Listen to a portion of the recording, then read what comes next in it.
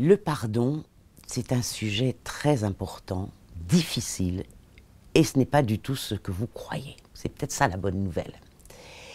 Beaucoup de personnes ne veulent pas pardonner. Pourquoi? D'abord, ces personnes ont l'impression que s'ils pardonnent, ils vont renier leur souffrance. Non. Vous avez souffert et c'est tout à fait normal de respecter cette souffrance et de la travailler. Aussi, beaucoup de personnes ne veulent pas pardonner parce que ils se disent, mais alors c'est tolérer l'intolérable, c'est tout accepter, c'est... Non, il ne s'agit pas de tolérer l'intolérable, il s'agit de s'en remettre, il s'agit de dépasser, il s'agit d'arrêter de souffrir, d'avoir souffert, il s'agit de se reconstruire. Donc le pardon, curieusement, ce n'est pas l'autre que l'on pardonne. L'autre, il a fait ce qu'il a pu, il est responsable, c'est son histoire. Ce qui nous concerne, c'est votre histoire. On pardonne pour soi et uniquement pour soi. Pourquoi? Parce que ce que vous n'avez pas pardonné, c'est un poison toxique. Et un poison qui va se répéter au fil des jours, qui va vous polluer et qui va polluer, plus grave encore, vos relations. Mettons que vous avez eu un père très difficile, très autoritaire. Mais ça va affecter beaucoup de choses dans votre vie, d'en souffrir encore. Ça va affecter vos relations avec votre patron. Ça va affecter votre relation avec votre beau-père. Ça va affecter votre relation avec toute personne représentant l'autorité. Ça va affecter la façon dont vous allez élever vos enfants, parce que vous allez essayer de faire tout le contraire. Seulement un peu d'autorité est quand même nécessaire. Mettons que c'est avec votre mère que vous avez beaucoup souffert, que la relation s'est mal passée. Bien, là aussi, ça va affecter votre vie. Si vous êtes un homme, ça va forcément affecter les relations avec les femmes. De même que si vous êtes une femme et que vous avez une mauvaise relation avec votre père, ça va affecter vos relations avec vos amoureux.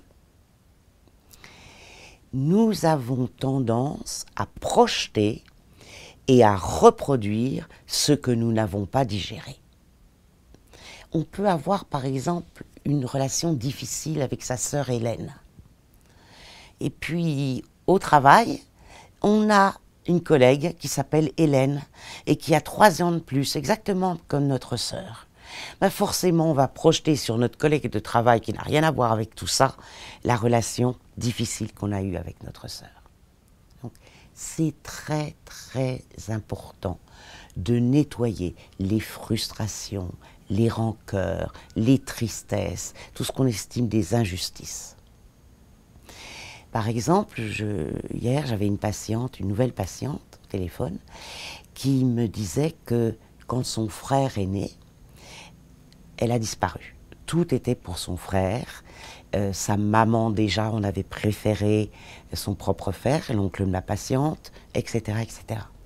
Or, cette patiente vient d'accoucher d'une petite fille. C'est très très important qu'elle se réconcilie avec sa féminité pour pouvoir donner tout l'amour à sa petite fille, alors que ce n'est pas un petit garçon. Donc, on pardonne pour soi, on pardonne pour cesser de projeter et de répéter toutes les souffrances qu'on a eues. Un grand secret, pardonner, c'est guérir en soi les séquelles du passé. Ça n'est pas autre chose. Guérir en soi les séquelles du passé. Et à partir de ce moment-là, comme vous n'êtes plus dans la souffrance, que vous avez décollé de cette souffrance qui vous collait à la peau, vous allez pouvoir pardonner. Ça ne veut pas dire se remettre dans des conditions toxiques. Ça ne veut pas dire tout d'un coup, oh, tout le monde est beau, tout le monde il est gentil. Ça veut dire aussi quand même que votre mère ou votre père ou la personne avec qui vous avez eu des difficultés n'est peut-être pas à 100% un monstre. Elle a quand même quelques qualités, cette personne. Et finalement, ça va vous aider aussi à vous construire, de prendre conscience de ça. Je cite souvent Françoise Dolto, je pense que beaucoup la connaissent. Françoise Dolto, c'est elle qui a créé la psy pour enfants, ça n'existait pas. Françoise Dolto avait perdu une sœur. Sa maman était très croyante et ne s'est jamais remis de la mort de cet enfant. Et elle disait, et elle répétait à Françoise Dolto, « Quel dommage que ce ne soit pas toi qui sois morte à la place de ta sœur. » Je crois qu'en matière de phrases qui tuent, c'est quand même très lourd. Et non seulement ça, elle lui disait aussi, « Tu sais, tu n'as pas assez bien prié pour ta petite sœur, c'est ta faute si elle est morte. » Françoise Dolto a fait un travail sur elle, bien évidemment, et elle n'aurait jamais créé la psychothérapie et la psychanalyse pour enfants si elle n'avait pas vécu cette épreuve.